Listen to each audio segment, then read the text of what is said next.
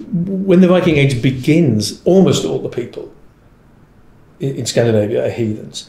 And by the time it ends, the kings and almost all the people there in Scandinavia are formally Christian. I say formally because it's fairly superficial, but it's official.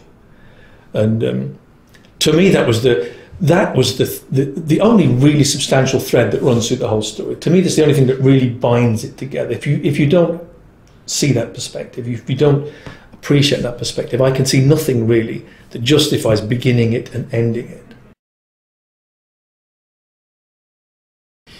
For me, one of the most striking factors is that if you see it in the light of being a cultural response to threat, that they took their culture and were sufficiently fond of their culture, they took it sufficiently seriously to wish to defend it. It wasn't a matter of indifference to them who they worshipped, or what form of their worship or took, or what form their law codes, what the ethics behind their law code was.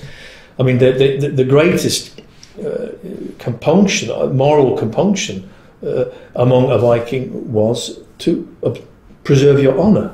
It was to revenge yourself, which is the exact opposite of Christianity.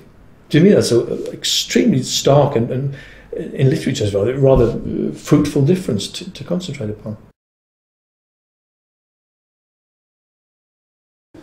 It's not easy to describe but it is the first significant representation of Christ in Scandinavian art, and it was Harald's own monument to his own achievement because there's a runic inscription underneath this, which is, for the benefit of people who have not seen it, it shows a Christ figure with sort of tendril, like in a crucified position, but with no cross behind him, with these sort of tendrils twisted round him.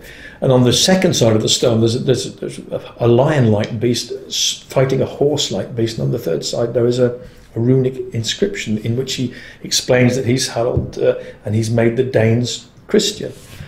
I think the best way to summarise that, the significance of that, is that it's the Christ triumphant, which is what it was not the suffering Christ, the bedraggled, pitiful figure on the cross, the God of the meek and the lost. It's the mighty God. That was the only God that a king would be willing to associate himself with.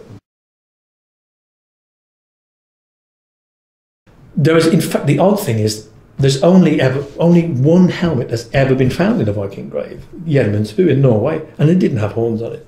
It was a little bit like the Sutton Hoo helmet that you can see in the British Museum.